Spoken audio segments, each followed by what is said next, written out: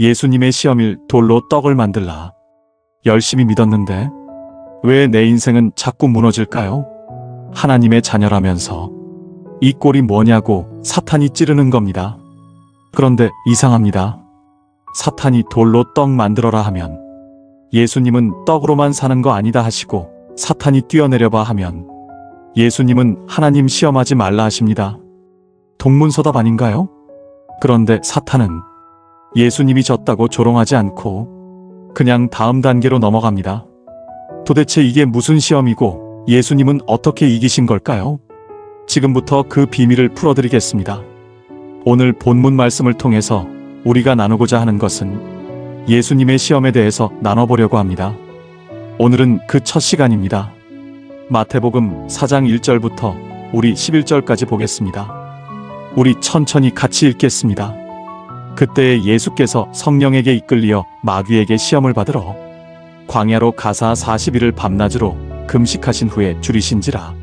시험하는 자가 예수께 나와서 이르되, 내가 만일 하나님의 아들이거든 명하여 이 돌들로 떡덩이가 되게 하라. 예수께서 대답하여 이르시되, 기록되었으되 사람이 떡으로만 살 것이 아니요 하나님의 입으로부터 나오는 모든 말씀으로 살 것이라 하였느니라 하시니, 이상한 대화, 서로 맞지 않는 것처럼 보이는 대화. 우리가 이 본문을 볼 때 먼저 이상하게 생각할 것이 예수님께 나와 있는 지금 사탄의 그 시험과 예수님의 대답이 서로 좀 이상해요. 시험 문제도 이상한 문제를 내고 또 그 답도 이상하게 하고, 그 답한 것 같은데 또 사탄은 분위기상 항복하고 다음 단계로 넘어가고, 어떻게 보면 흔히 말하면 안 맞아요. 사탄하고 예수님하고 따로 노는 느낌이 되거든요. 또 다음 단계로 가고 다음 단계로 가요. 오늘 본문도 그런 느낌이에요. 사탄하고 지금 그 예수님하고 뭔가 시험을 주고받거니 하고 있는데 아무리 봐도 이게 좀 앞뒤가 안 맞는 것 같아요. 무슨 돌을 떡덩이가 되게 하라고 시험을 냈으면은 그냥 하면 되잖아요. 돌 가지고 떡덩이가 되게 해라. 내가 하나님의 아들이거든. 돌 가지고 떡덩이 되게 하라.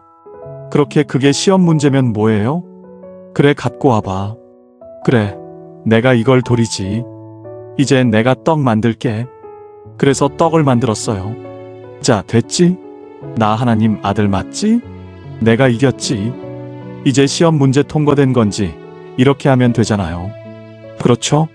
돌 가지고 떡덩이 되게 해라. 이렇게 시험 문제를 냈더니 예수님이 답이 뭐예요? 사람이 떡으로만 살 것이 아니요 하나님의 입에서부터 나오는 모든 말씀으로 살 것이다. 그랬더니 마귀가 다음 단계로 가요. 예수님이 이겼대요. 어떻게 보면은 우리가 볼 땐 약간 예수님이 그거 못할 것 같아가지고 궁색한 변명을 대는 그런 느낌도 나거든요. 돌 가지고 떡 만들기 싫어가지고, 사람은 떡으로만 사는 거 아니야. 하나님의 말씀으로 사는 거야. 그리고 된 것 같은데 또 사탄은 예수님이 이긴 거를 인정하고 또 다음 단계로 가거든요. 에이, 그것도 못하네. 내가 무슨 하나님이야? 하나님의 아들이 그런 것도 못해. 막 이렇게 조롱하고 비방해야 되는데 그러지 않고 다음 단계로 가요. 이게 또 도대체 이게 뭔가? 또 두 번째도 그렇지 않습니까? 높은 성전 꼭대기에 올라가서 내가 하나님의 아들이거든 뛰어내려라. 그럼 천사들이 와서 내 발을 받쳐가지고 내가 상하지 않게 할 거다. 그 시험 문제를 내니까 예수님이 또 뭐라고 해요? 사탄아, 하나님을 시험하지 말아라. 그랬더니 어떻게 해요? 또 다음 단계로 또 가요. 이상하잖아요. 계속 시험 문제가 뛰어내려서 살면은 내가 하나님의 아들인 게 증명되는 거 아니냐, 이거잖아요. 그래, 까짓거 내가 뛰어내려보지. 그래서 정말 뛰어내렸는데 천사가 와서 그 발을 받들어서 예수님이 상하게 안 됐으면 어떻게 해요? 그러면 멋있게 딱 착지하고 봐. 됐지? 내가 이겼지. 이렇게 돼야 되는데 예수님 또 뭐라 그래요? 기록되었으되 주 너희 하나님을 시험하지 말라. 약간 계속 뭐예요? 그 시험 문제를 회피하는 느낌이 안 나세요? 여러분들은 저만 이상하게 볼까요? 자꾸 이상하게 회피하잖아요. 시키면 시키는 대로 해서 이기면 되는데 내가 그거 하다가 잘못하면 내가 죽을 것 같으니까 이런 거 하는 거 아니야. 하나님 시험하면 안 돼. 그리고 회피하는 것 같은데 또 사탄은 어떻게 해요? 에이, 저것도 못하네. 이렇게 또 조롱하지 않고 또 다음 단계로 가거든요. 신기하죠? 이것은 간단한 시험이 아닙니다. 지금 이 세 가지 시험이 우리가 생각하는 것처럼 간단한 시험이 아니라는 것을 우리는 이 본문 속에서 그 예수님과 사탄과의 어떤 그 대화 속에서 시험 문제를 내고 그 시험 문제를 푸는 그 과정 속에서 우리는 이해를 할 수밖에 없습니다. 그렇다면은 사탄이 지금 예수를 시험하는 시험의 본의 진짜 뜻은 무엇이고 예수님은 왜 그 시험에 대해서 사탄이 낸 시험을 만들면서 혹은 뛰어내리면서 이기는 것이 아니라 다른 식으로 기록되었으되라는 하나님의 말씀을 인용함으로써 그 인용만 했을 뿐인데 또 사탄은 자기가 졌다고 항복이라고 말은 안 했지만은 다음 단계로 넘어가거든요. 마치 그 시험을 패스한 것처럼. 그럼 이 부분에 대해서 우리가 좀 생각을 해봐야 되는데 만일 하나님의 아들이거든의 진짜 의미. 먼저 3절을 보겠습니다. 시험하는 자가 예수께 나와서 이르되 내가 만일 하나님의 아들이거든 명하여 이 돌들로 떡덩이가 되게 하라. 자, 여기에서 먼저 우리가 지금 말씀드린 이것을 해결하기 위해서는 만일 하나님의 아들이거든 이 부분을 정확히 해석할 수 있어야 됩니다. 여기에서 먼저 제가 생각해 봐야 될 것은 이거죠. 사탄은 예수님이 하나님의 아들인 것을 정말 몰랐을까라는 질문이에요. 사탄이 예수님을 딱 보고 저 사람이 하나님의 아들 같기도 하고 아닌 것 같기도 하고 그러니까 내가 진짜 하나님의 아들이면은 야, 이것 좀 해봐라. 그럼 내가 하면 내가 하나님의 아들인 거 믿어줄게. 그런 걸까요? 마태복음 8장 28절, 29절입니다. 또 예수께서 건너편 가다라 지방에 가심에 귀신 들린 자 둘이 무덤 사이에서 나와 예수를 만나니 그들은 몹시 사나워 아무도 그 길로 지나갈 수 없을 지경이더라. 이에 그들이 소리질러 이르되 하나님의 아들이여 우리가 당신과 무슨 상관이 있나이까? 때가 이르기 전에 우리를 괴롭게 하려고 여기 오셨나이까 하더니 여기 보면은 예수님이 가다라 지방 혹은 거라사 지방인데 같은 얘기입니다. 가다라나 거라사나 이게 똑같은 말인데 똑같은 곳이에요. 여기에 귀신 들린 사람 둘이 있습니다. 귀신 들린 사람이 거기에 예수님이 도착하셨는데 도착하자마자 지금 뭐라고 얘기하냐면은 그들이 소리질러서 뭐라 그래요? 하나님의 아들이여 우리가 당신과 무슨 상관이 있나이까? 우리 때가 되지 않았는데 왜 벌써 오셔가지고 우리를 괴롭히려 하나이까? 아시겠어요? 귀신은 마귀에게 속한 존재입니다. 말하자면 말단이에요. 아시겠어요? 귀신도 지금 예수님을 누구라고 알아봐요? 하나님의 아들이라고 알아보고 있어요. 예수님을 보자마자 하나님의 아들이여 이렇게 얘기를 하거든요. 논리적 결론은 그렇다면은 부하도 아는데 귀신들의 전체 대장인 마귀가 예수님이 하나님의 아들이라는 것을 모른다는 게 말이 되겠어요? 말이 안 돼요. 그럼 다시 본문으로 와서 마귀는 당연히 예수님이 하나님의 아들인 거를 알고 있는 거예요. 문법적으로 제가 잠깐 설명을 해드리면은 여기에서 만일 하나님의 아들이거든 우리나라 말로 번역이 됐기 때문에 우리나라의 가정법은 만일이라는 것은 그 내용이 약간은 그 현실적이지 않은 혹은 사실적이지 않은 것을 가정한다라는 느낌이 있어요. 우리나라 가정법은 그래요. 예를 들어 내가 만약 새라면 난 사람이고 새가 아니잖아요. 이런 느낌이에요. 우리나라 가정법은. 이해되시겠죠? 그런데 히브리어나 헬라어의 성경을 쓰고 있는 문법은 헬라어의 문법의 가정법 중에서 여기 본문에 나와 있는 문법은 이런 거예요. 여기에서 A라고 하는 단어인데 단어는 무슨 뜻이냐면은 만일이란 뜻은 맞지만 그 만일이라고는 뒤에 내용이 있을 거 아니에요. 그 내용이 사실이라는 것을 전제하는 가정법이에요. 그러니까 우리는 만일 내가 새라면 이런 우리나라의 가정법은 말도 안 되는 가정이잖아요. 히브리어에서 지금 쓰고 있는 문법상의 가정법은 그게 아니라 만일 뒤에 나오는 내용이 사실이라는 것을 가정하는 거예요. 그러니까 이거는 거짓이 아니라 사실이기 때문에 이런 뜻이에요. 우리는 번역이 이렇게 됐지만 원래 문법을 적용하면은 이 번역은 이렇게 돼야 돼요. 어떻게 하냐면은 시험하는 자가 예수께 나와서 이르되 내가 진짜 하나님 아들이진데 이런 뜻이에요. 혹은 더 쉽게 내가 하나님의 아들이므로. 이런 뜻이에요. 이해되시겠죠? 그건 전혀 다르죠. 이 번역을 우리가 그대로 받아들이면은 만일 하나님의 아들이거든이라면은 너 하나님의 아들 아니야. 내가 하나님 아들이라고 증명하고 싶으면 돌 가지고 떡덩이 만들어 봐. 이렇게 되는 건데 헬라어나 히브리어 문법의 가정법은 여러 가지가 있는데 그 중에 오늘 본문에 쓰인 그 가정법의 문법은 이 얘기예요. 내가 하나님의 아들이잖아. 이 얘기예요. 그래서 어떻게 해석해야 돼요? 시험하는 자가 예수께 나와서 이르되 내가 진짜 하나님의 아들이기 때문에 혹은 내가 진짜 하나님의 아들이므로 너는 어떡하라? 돌 가지고 떡덩이가 되게 하라. 이런 뜻이에요. 이해되시겠어요? 시험 문제가 확 틀려졌죠? 지금 뭘 얘기하는 거예요? 내가 하나님의 아들이므로 어떻게 하라는 거예요? 돌 가지고 떡을 만들어라. 내가 하나님 아들이므로 그걸 해야 된다. 이 얘기예요. 내가 하나님의 아들 아니면은 안 해도 되는데 하나님의 아들이기 때문에 어떡하라? 돌 가지고 떡을 만들어라. 그 얘기예요. 사탄의 시험의 진짜 의도. 그럼 이게 무슨 얘기일까? 예수님의 대답을 또 생각해보면은 충분히 이해가 되는데 지금 이게 무슨 얘기냐면은 사탄은 이 얘기예요. 우리에게도 똑같은 시험을 하는 겁니다. 사탄은 여러분이 하나님의 자녀인지 아닌지 그게 궁금해서 시험하는 게 아닙니다. 여러분 자체에 대해서는 궁금해하지도 않아요. 우리가 하나님의 아들인지 아닌지는 관심도 없어요. 사탄이 그렇게 한가한 존재가 아니에요. 우리나라 가정법으로 그대로 번역을 했기 때문에 좀 이해가 어려운 거예요. 사탄은 이렇게 여러분에게 똑같이 시험을 해요. 야, 너 하나님의 아들이잖아. 이 얘기예요.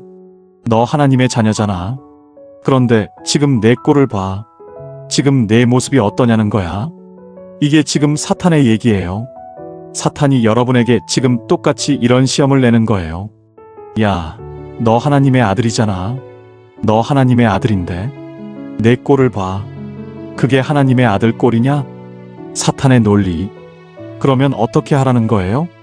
하나님의 아들은 배고프면 안 되는 거야. 하나님의 아들은 배가 불러야 되는 거야. 내 아버지가 하나님이잖아. 내 아버지가 금도 내 것이고 은도 내 것이라고 하잖아. 이 우주의 아버지, 우주를 지은 이가 내 아버지인데 내 꼴을 봐.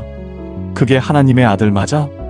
이 얘기를 하는 거예요, 지금. 내가 그렇게 하나님의 아들인데 어떻게 10년 동안 승진을 못하고 있어? 어떻게 하나님의 아들인데 맨날 이렇게 아파서 골골하고 있어? 어떻게 하나님의 자녀인데 왜 이렇게 돈이 없어서 맨날 여기서 꾸고 저기에다 손 벌리고 그러고 있어? 그거는 하나님의 아들 아닌 거 아니야? 이 얘기를 하는 거예요, 지금 사탄이. 우리의 반응. 그럼 우리는 그 시험 속에 어떻게 해요? 그러게 정말 내가 하나님의 아들 맞는 건가? 정말 하나님이 나를 사랑하고 나를 사랑해서 무슨 독생자를 저 십자가에서 죽이셨다면서 그렇게까지 나를 사랑한다면서 내가 배가 고파서 이렇게 굶어 있는데 이걸 하나님이 나를 그냥 두고 보신다고? 내가 이렇게 아파서 지금 힘들어서 아파서 지금 누워 있는데 하나님이 이걸 그냥 지켜본다고? 그게 정말 내 아버지 맞는 거야? 이런 식의 두려움, 이런 식의 복잡한 고민을 우리로 하여금 그렇게 하게 만드는 겁니다. 이게 바로 사탄의 시험이에요. 이것은 만만한 시험이 아닙니다. 우리들을 막 휘젓는 거예요. 여러분이 조금이라도 신앙생활 하다가 아, 진짜 요즘 정말 하나님이 살아계신 거야? 하나님 살아계시면 도대체 왜 이런 일이 자꾸 벌어지는 거야? 이럴 때 사탄이 들어오는 거예요. 들어와서 내 하나님의 사람, 하나님의 아들이라면은 그런 일이 있으면 되는 거 아니잖아. 아니, 하나님이 너를 그렇게 사랑한다면서? 무슨 독생자를 주면서까지 너를 그렇게 사랑한다면서? 근데 왜 네가 이렇게 아파? 이 얘기를 하는 거예요. 그 시험을 딱 들으면 우리는 어떻게 해요? 사탄의 말이 100번 맞는 것 같아요. 사탄은 계속 얘기합니다. 야, 내가 하나님의 아들이면 말이야. 좀 승진해서 더 높은 자리에 가야지. 그래야 많은 사람들 전도도 하고 얼마나 폼나게 전도할 수 있겠어. 근데 말이야, 맨날 만년 대리하면서 하나님 믿으라고 하면 사람들이 내 말 듣고 믿겠냐? 예수 안 믿는 사람은 사장이고 예수 믿는 너는 경비인데 그거 믿겠냐? 입장이 바뀌어져야 믿는 거지. 우리 생각은 어때요? 일리가 있잖아요. 지금 집에 쌀이 떨어져서 지금 밥을 못 먹고 있는데 저 집은 쌀이 남아 돌아가요. 반찬이 그냥 산더미예요. 우리는 겨우 그냥 김치 하나로 그렇게 먹고 있고 저 집에 가서 예수 믿어. 예수 믿으면 복 받는다. 이게 말이 되는 얘기입니까? 이게 과연 전도가 되겠어요? 전도는 오히려 반대가 전도가 되죠. 쌀 없는 집에 쌀을 갖다 주면서 아유 예수 믿고 복 받으세요.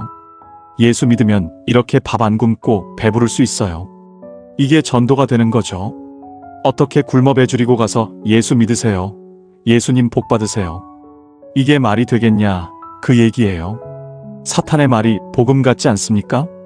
100번 사탄의 말이 맞는 걸로 보여요. 제가 봐도 이게 시험이란 말이에요. 이것은 예수님께 가져온 문제입니다. 목사인 저도 이 시험 앞에 장담 못합니다. 지금 사탄이 이 문제를 예수님께 갖고 나오는 거예요. 모든 인간의 대표격인 예수님께 이 문제를 갖고 나온다면은 이 시험 문제가 절대 녹록지 않다는 얘기예요. 사탄이 고르고 골라서 세심하게 갖고 나온 거예요. 그냥 아무거나 던진 게 아니라 예수를 시험하려고 문제를 선택한 거예요. 어떤 걸 내면은 내가 이길 수 있을까? 이해되겠어요? 그 중에 첫 번째 문제를 이걸 가지고 나온 거란 말이에요. 이 문제 앞에서 자신 있다고 말할 수 있느냐? 아니라는 겁니다. 예수님께 갖고 나온 문제예요. 만약에 예수님이 여기서 넘어졌으면은 우리는 볼 것도 없는 거예요. 예수님이 이기셨으니까 우리가 그 방법을 알아가지고 우리도 그 길로 가서 이기면 되는 거죠. 이 문제가 절대 만만한 문제가 아니란 말이에요. 아주 사탄의 아주 고도한 그런 전략과 계략이 들어가 있는 거예요. 누가 더 잘 넘어가나? 특히 신앙생활을 좀 엉터리로 하는 분들은 별로 넘어갈 것도 없어요. 그런데 정말 기도 열심히 하고 신앙생활 열심히 한 분들은 더 잘 넘어간단 말이에요. 자기 스스로 자기 올무에 걸린단 말이에요. 기도하다가 시험에 든단 말입니다. 예배 열심히 나오다가 시험에 드는 거예요. 예배 이렇게 엉터리로 나온 분들은 이런 얘기 나오면 그래, 뭐 내가 뭐 하나님의 자녀로 제대로 한 것도 없는데 열심히 하신 분들은 안 그럴 테니까요. 진짜 땅을 치면서 이렇게 말하는 겁니다. 하나님, 이건 안 됩니다. 이건 아닙니다. 내가 하나님께 어떻게 했는데 이거는 아닙니다. 정말 아닙니다. 이렇게 간다니까는요. 그래서 목사도 장담 못하는 거예요. 제가 지금 여러분한테 설교를 하고 있지만 저도 이 앞에서 이 시험이 저한테 닥쳤을 때는 저도 장담 못해요.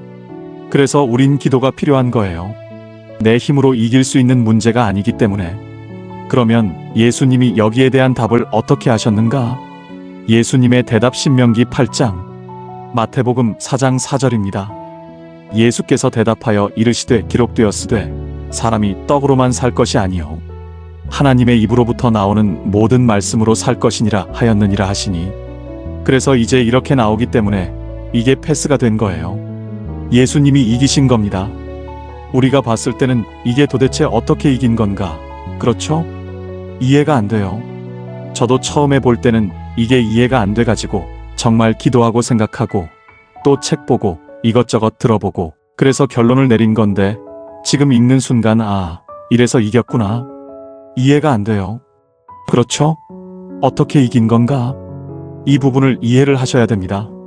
신명기 8장 2절, 3절입니다. 내 하나님 여호와께서 이 40년 동안에 내게 광야 길을 걷게 하신 것을 기억하라. 이는 너를 낮추시며 너를 시험하사 내 마음이 어떠한지 그 명령을 지키는지 지키지 않는지 알려 하심이라. 너를 낮추시며 너를 줄이게 하시며 또 너도 알지 못하며 내 조상들도 알지 못하던 만나를 내게 먹이신 것은 사람이 떡으로만 사는 것이 아니요 여호와의 입에서 나오는 모든 말씀으로 사는 줄을 내가 알게 하려 하심이니라. 이 본문을 예수님이 인용하고 계심으로써 사탄의 시험을 지금 이기고 계신 거예요. 그럼 지금 이 본문에서 우리가 좀 답을 찾아야 되는데 광야라는 단어가 중요합니다. 광야라는 단어가 히브리어로 미드바르라는 단어예요. 미드바르의 히브리어로 광야라는 뜻입니다. 그런데 단순히 사막, 황량한 땅이라는 의미만이 아닙니다. 어원적으로 보면 다바르 말씀 미로부터에서, 그래서 미드바르는 말씀으로부터 나오는 곳, 하나님의 말씀이 들려오는 자리라는 의미를 함께 담고 있습니다. 여호와의 말씀이 나오는 곳이 광야예요. 우린 광야, 황량한 곳, 이렇게만 생각하잖아요. 근데 히브리어 원뜻은 무엇이에요? 광야가 여호와의 말씀이 나오는 곳, 여기가 광야란 말이에요. 신명기의 배경, 광야는 이제 하나님의 말씀이 나오는 곳인데, 신명기서는 광야 길을 가는 사람들에게 이 신명기를 말하는 게 아니라 광야를 다 지나온 사람들에게 얘기하고 있는 거예요. 모세가 광야 40년을 다 지나오고 그 모압이라고 하는 곳에 모여놓고 이 백성들에게 마지막 유언처럼 설교하고 있는 장면이 신명기서예요. 아직 가고 있는 중도 아니고 가기 전도 아니고 다 끝난 거예요. 모세는 조금 있으면은 느보산에서 죽게 되는 것이고, 이 백성들은 눈앞에 보이는 요단강을 건너서 여리고성, 가나안으로 들어갈 거란 말이에요. 그 마지막 고별과 같은 유언과 같은 설교가 이 신명기란 말이에요. 그때 모세가 지금 이 백성들에게 뭐라고 얘기하면은, 너희는 광야에서 걷던 그것을 생각하라. 그거예요. 그 광야가 어떤 곳이었어요? 여호와의 말씀이 나왔던 곳. 그 길을 걸었던 때를 생각하라. 그 얘기예요. 만나, 이게 뭐야? 만나로 먹이신 이유. 그러면서 뭐라고 하면은, 거기에서 너희는 아무것도 먹을 것이 없었지만 하나님이 만나로 너희를 먹여 살리셨다. 그 얘기예요. 만나로 너희를 먹여 살리셨는데 하나님은 왜 그렇게 하셨을까요? 우리가 흔히 생각할 때는요, 와, 만나로 먹여 살리셨다니까 대단하다, 이렇게 생각하기 쉬운데 사실은 그렇게만 보면 안 됩니다. 처음에는 와, 할 수 있어요, 만나로. 왜냐면 만나는 이때 사람 외에는 먹은 사람이 없어요.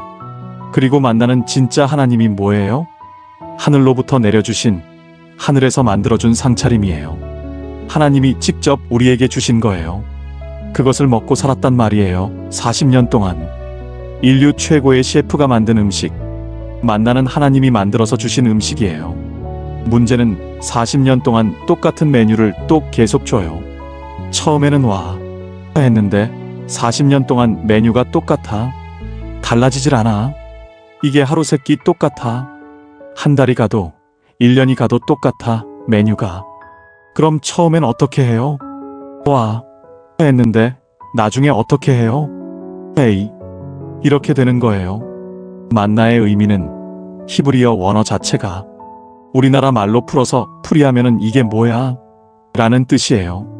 처음에는 하늘로부터 신기한 게 내려왔거든요. 먹어보니까 이게 맛있는 거야, 이런 거예요. 그래서 사람들이 뭐라고 하냐면 이게 뭐야? 이렇게 묻는 겁니다. 그 이게 뭐야? 라는 말이 바로 만나라는 뜻이에요. 처음 하늘에서 내려왔을 때는요, 사람들이 놀라서 이렇게 말한 거죠. 와, 이게 뭐야? 그런데 하루 지나도 이게 뭐야? 일주일 지나도 이게 뭐야? 1년이 지나도 이게 뭐야? 40년이 가도 여전히 이게 뭐야? 예요. 그러면 더 이상 처음 같은 이게 뭐야? 가 아니라 어떤 소리가 나옵니까? 에이, 이게 뭐야? 이렇게 되는 거예요. 하나님이 우리를 낮추시는 이유, 하나님이 왜 이렇게 하셨느냐는 얘기예요. 왜 40년 동안 똑같은 만나를 주셨느냐는 겁니다. 성경은 분명히 말합니다. 너희를 낮추려 하심이라. 이게 뭐예요? 하나님이 일부러 우리를 낮추신다는 거예요. 배부르게만 하시려는 게 아니라, 잘 되게만 하시려는 게 아니라 우리를 낮추기 위해서 그렇게 하셨다는 겁니다. 우리의 경험, 여러분들도 예수 믿으면 처음에 어떻게 해요? 꿈에 부풀잖아요. 꽃길만 갈 것 같고. 그렇죠? 목사님이 기도하면 무슨 병이든지 다 나을 것 같고. 어떻게 해요? 기도해도 감기도 하나도 안 낫고, 겨우 약 먹어야 그냥 겨우 낫고. 이게 뭐야? 다 여기에 걸리지 않습니까? 예수 믿은 지 10년쯤 되면요, 뭐 좀 예쁜 옷이라도 입고 삶이 조금은 달라져야 할 것 같은데 막상 보니까 10년 전 옷이나 지금 옷이나 별반 다를 게 없는 거예요. 예수 믿으면 그냥 월세에서 막 전세로 가고, 전세에서 막 아파트로 가고, 이게 좀 돼야 되잖아요. 그런데 10년을 그렇게 믿어도 그냥 허덕이고 있는 거예요. 그래서 나오는 말이 그거예요. 이게 뭐야? 이 말만 나옵니다. 하나님의 명령. 지금 하나님이 뭐예요? 하나님이 너를 낮추시는 그때를 기억하라는 거예요. 우리는 내가 하나님의 자녀인데 하나님이 나를 사랑하신다면서 하나님이 나 때문에 독생자를 저렇게 십자가에 죽이시면서까지도 나를 구원하시고 나를 그렇게 사랑하신다면서 이게 뭐야? 이게 말이 되는 얘기야? 도대체 왜 이러시는 거야? 하나님 믿는 목사인 저도 이 시험에 빠집니다. 이게 뭐야? 라고 하는 상황이 벌어지면은요. 이게 참 애매해요. 목사가 정말 앞서서 기도를 하고 정말 열심히 했는데 돌아오는 결과는 이게 뭐예요? 그럼 이게 뭐야? 가지고 성도님들을 설득해야 되거든요. 성도님들이 그래도 이렇게 좀 봤을 때 목사님이 열심히 할수록 하나님이 뭔가 좀 주셔가지고 뭔가 좀 잘 되고 이러면 성도님들도 힘내서 그래 열심히 해서 나도 목사님처럼 열심히 해야지 저렇게 돼야지 기대했는데 목사님이 열심히 하면 할수록 뭐야 돌아오는 말은 그거예요. 저게 뭐야? 열심히 믿어도 소용없네. 이렇게 될 거 아니에요? 우리 생각은 어떻습니까? 예수를 잘 믿고 하나님 앞에 열심히 신앙생활하면은 모든 것이 잘 되면은 그럼 자녀들한테 얼마나 떳떳합니까? 봐라, 예수 믿으니까 아빠가 엄마가 그렇게 기도생활 열심히 하고 신앙생활 열심히 하니까 하나님이 이렇게 복을 주셔서 이렇게 된 거야. 얼마나 좋아요. 그런데 애들이 보면 이렇게 말합니다. 이거 뭐야? 하나님이 살아계신 거야? 이게 하나님이 하시는 일이야? 하나님의 자녀들이 이렇게 되는 게 맞는 거야? 이런 소리를 우린 듣습니다. 그런데 성경은 뭐라고 합니까? 그게 답이라는 거예요. 여기 있는 것처럼 그게 너를 낮추시며 너를 줄이게 하시며 하나님이 그렇게 하신다는 거예요. 광야에서 하나님과 함께. 왜 그럴까요? 하나님은 도대체 왜 이러실까요? 왜 우리를 줄이시고 왜 우리를 낮추실까요? 그래서 우리 스스로 이게 뭐야? 라고 하는 소리가 나올 때까지 우리를 거기까지 몰아가실까요? 하나님이 무슨 메뉴를 못 바꾸실까요? 그런데 결국은 하나님은 우리 입에서 이게 뭐야? 라고 하는 그 지경까지 우리를 어떻게 해요? 낮추십니다. 내가 10년, 20년 무슨 집사, 권사가 되고 장로가 됐지만 목사가 됐지만 이게 뭐야? 라고 하는 거기까지 하나님은 우리를 낮추십니다. 왜 그럴까요? 다른 것이 아닙니다. 광야 길을 기억하라는 것은 하나님이 광야 길이라고 하는 것이 출애굽기 13장 22절입니다. 왜 광야 길에서 하나님이 우리를 낮추시는가? 낮에는 구름 기둥, 밤에는 불 기둥이 백성 앞에서 떠나지 아니하니라. 바로 이 얘기입니다. 핵심은 떠나지 아니하니라. 광야에서 어떤 일이 벌어지냐면은 낮에는 구름 기둥으로, 밤에는 불 기둥으로. 그 다음이 중요해요. 백성 앞에서 떠나지 아니하니라. 하나님이 뭐예요? 항상 함께 했다. 언제? 낮춰졌을 때 하나님이 함께 하셨다는 얘기예요. 하나님이 우리를 낮추시고 우리를 줄이게 하시는 이유는 왜 그래요? 그때 우리가 하나님을 찾거든요. 아시겠습니까? 광야 아니면은 우린 하나님을 안 찾아요. 배부르고 등 따수면은요. 하나님께 나올 생각을 안 한다니까는요. 답답한 일이 없는데 뭘 하나님을 찾아요? 일이 잘 풀려요. 애들도 말 잘 듣고 좋은 대학교 다 가고 몸도 하나도 안 아프고 하는 일마다 승승장구하고 뭐가 아쉬워서 교회 나옵니까? 우리가 하나님을 언제 찾아요? 간단합니다. 애들이 아빠, 엄마를 언제 찾아요? 애들 키워보셨죠? 언제 찾아요? 돈 필요할 때. 그렇게 안 찾다가도 돈만 필요하면 어떻게 해요? 쫓아와서 불러요, 엄마, 아빠를. 그렇죠. 자기들 필요하면은 찾고 필요 안 하면은 엄마가 아빠가 있는지 없는지도 모르잖아요. 하나님도요. 이스라엘 백성들과 가장 가까이 지내셨던 때가 언제인지 아십니까? 광야 길입니다. 하나님 없으면 죽거든요. 말 그대로 우리가 떠올리는 그 이미지 있죠. 광야, 아무것도 없는 데입니다. 자기 힘이 있어봐야 뭐합니까? 내가 그 추위와 그 더위를 어떻게 막아요? 자기 힘으로 될 수 있는 길이 아니거든요. 그러니까 어떻게 해요? 오로지 하나님을 찾는 거예요. 그래서 항상 백성과 하나님이 낮에는 구름 기둥으로, 밤에는 불 기둥으로 백성 앞에서 떠나지 않고 항상 같이 있었던 때, 그때가 언제예요? 이들이 가장 낮아졌을 때, 가장 배고팠을 때입니다. 예수님의 승리 진리 선언. 지금 예수님께서 사람이 떡으로만 살 것이 아니요 하나님의 입으로부터 나오는 모든 말씀으로 살 것이다. 여기 하나님 입으로부터 나오는 모든 말씀, 여기가 어디예요? 하나님의 말씀이 나오는 곳, 광야입니다. 지금 사탄의 시험을 정리해드리는 거예요. 사탄의 시험이 뭐예요? 내가 하나님의 아들이거든이 아니라 내가 하나님의 아들이므로, 혹은 내가 하나님의 아들이기 때문에 너는 배고프면 안 된다. 돌 가지고 떡덩이 되게 해서 먹는 게 맞는 거다. 그 얘기예요. 왜? 내가 하나님의 아들이니까. 하나님의 아들은 이렇게 사는 거 아니다. 이 우주의 내 아버지가 이 우주의 주인인데, 쉽게 말하면 내 아버지가 이재용인데 월세방 산다는 게 말이 되냐? 말이 안 되죠. 내 아버지가 우리나라 돈 제일 많은 사람인데 그 아들이 월세방 산다는 게 말이 돼요? 안 되잖아요. 이해되시겠죠? 지금 사탄의 시험이, 내 아버지가 우주의 주인인데 근데 지금 내 꼴이 뭐냐? 이거 말이 안 돼. 돌 가지고 떡덩이 만들어. 그 정도 그렇게 해. 그게 맞는 거야. 이 모습은 하나님의 아들의 모습이 절대 아니야. 하나님의 아들은 강해야 돼. 하나님의 아들은 건강한 거야. 하나님의 아들은 승진해야 돼. 하나님의 아들은 대학교 붙어야 돼. 이 얘기예요. 그때 예수님 말씀하십니다. 기록되었으되 사람이 떡으로만 살 것이 아니라 하나님의 입으로부터 나오는 모든 말씀으로 살 것이니라. 하나님의 입으로부터 나오는 곳이 어디라 그랬어요? 그게 광야예요. 그 광야 길이 뭐라 그랬어요? 나를 낮추시고 나를 줄이게 하시는 곳이에요. 그래야만 하나님과 내가 연결이 끊어지지 않아요. 예수님은 지금 이걸 어떻게 받아치시는 거예요? 사탄이 내가 하나님의 아들이기 때문에 그런 모습 어울리지 않아. 그거는 절대 하나님의 아들의 모습이 아니야.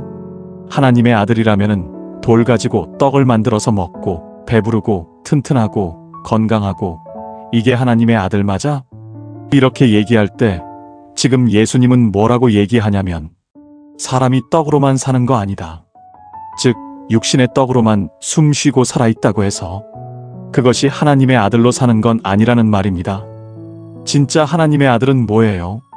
하나님과 관계가 끊어지지 않는 사람. 그게 진짜 하나님의 아들이다. 그거예요. 우리는 낮아져야 합니다. 우리는 어떻게 해요? 낮아져야만 돼요. 우리는 줄여야만 돼요. 그래야 우리가 하나님께 나가거든요. 배가 부르고 우리가 높아지면은 하나님께 안 나갑니다. 예수님의 선언은 내가 육신의 떡을 못 먹어서 줄인다 할지라도, 즉 사람들이 손가락질을 하는 거죠. 무슨 신앙인이 왜 저 꼴로 살아? 저게 무슨 신앙인이야? 저렇게 믿을 바엔 차라리 안 믿고 말지. 이렇게 말한다 할지라도 우리는 그것을 받아들이는 자들이에요. 왜? 그렇게 내가 낮아져야지만 하나님을 찾는 게 우리거든요. 우리 생각은 아닌 것 같지만 그건 사탄의 관계입니다. 우리는 여전히 낮아져야 돼요. 지금보다 더 배고파져야 돼요. 그래야지만 우리는 하나님을 찾는 것이고, 하나님과의 관계가 연결이 될 때 그때만이 우리가 어떻게 되는 거예요? 살 수 있는 거예요. 우리가 살아나는 겁니다. 그렇기 때문에 예수님은 아니다. 나는 그런 세상 사람들의 어떤 시선이나 세상의 어떤 가치 기준, 이것이 내가 살 길이 아니라 나는 하나님이 주시는 하나님의 말씀, 하나님이 나를 낮추시기로 작정하셨다면 난 그것을 받아들이겠다는 거예요. 왜? 그것이 내게 유익이기 때문에. 그래야만 내가 하나님과의 관계가 더 깊어집니다. 아쉬울 게 없으면 자식은 부모를 잘 안 찾습니다. 아쉬울 게 많은 자식이 부모를 찾습니다. 이해되시겠습니까? 그러면 안 되지만 인간의 본성상 그럴 수밖에 없어요. 그걸 하나님이 아시기 때문에 우리를 낮추시고 줄이게 하시면서까지라도 하나님은 우리와 함께하고 싶으신 거예요. 그걸 예수님이 인정하시는 겁니다. 그래서 내가 설령 육신적으로 못 먹고 굶어서 설령 죽는다 할지라도 나는 하나님의 낮추심을 받아들이겠다는 거예요. 그래야지만 이것이 하나님과의 관계가 끊어지지 않고 이것이 영원히 사는 길이기 때문에 나는 이 길을 택하겠노라고 선언하고 계신 것입니다. 우리도 이렇게 이겨야 합니다. 세상은 자꾸만 우리를 고지전이라고 하거든요. 높은 곳으로 올라가야지 이긴다라고 생각을 해요. 하나님의 아들이면은 더 커야지만 이긴 거라고 생각을 하게끔 사탄은 유혹을 합니다. 그러나 우리는 예수님의 말씀처럼, 예수님의 그 대답처럼 아닙니다. 우리가 낮아져야지 돼요. 그것이 하나님이 원하는 거라면 기꺼이 받을 수 있어야 됩니다. 그게 진짜 우리가 살아갈 수 있는 길이거든요. 그래야지만 우리가 더 하나님께 나갈 수 있습니다. 그것이 하나님의 섭리라면은 우리는 인정하고 그걸 택해야 됩니다. 우리는 하나님을 더 긴밀하게 연결이 될 수 있는 것이고 하나님을 찬양할 수 있는 그 길이 거기에 있기 때문에 결코 궁극적으로는 손해보는 게 아닙니다. 하나님의 말씀은 광야에서 나옵니다. 이것을 여러분이 인정하시고 오늘 이 시간 우리가 정말 전심으로 하나님께 찬양하고 이 시간 기도로 전심으로 하나님께 나아갑시다. 기도. 하나님, 우리가 이 귀한 말씀을 잊고 살았습니다. 그저 섭섭하기만 하고 심지어 억울하다는 생각까지 들었습니다. 10년, 20년 그렇게 시간을 들였고 물질을 들였고 몸을 들였는데 세상은 우리에게 말합니다. 그게 뭐니? 그렇게 10년, 20년 예수 믿은 결과가 그게 뭐니? 이런 식으로 우리를 유혹할 때 우리가 우리 자신의 한없이 초라함을 보고 우리 스스로 이 시험에 빠져서 하나님께 원망을 하고 불평을 하고 때로는 신앙을 멀리하고 하나님을 멀리 떠나 살고 내 멋대로 그렇게 살지는 않았습니까? 이제 우리의 삶의 모든 것이 떡의 문제가 아님을 알았습니다. 여호와의 입에서 나오는 그 모든 말씀, 그 광야 길이 정말 우리를 살리는 유일한 길임을 우리가 알았습니다. 이제 하나님이 얼마든지 나를 낮추시고 얼마든지 내 배를 굶기신다 할지라도 그 처해진 상황 속에 우리가 들어간다 할지라도 결코 내 입술로 하나님을 원망하지 않을 터이고 힘들고 어려운 상황 속에서도 우리는 결코 하나님을 저버리지 않을 것을 결단합니다. 주여, 그때마다 하나님 붙잡아 주시옵소서. 내가 너를 사랑한다. 이 말씀 한마디면은 우리는 충분합니다. 예수 그리스도의 이름으로 기도합나이다. 아멘.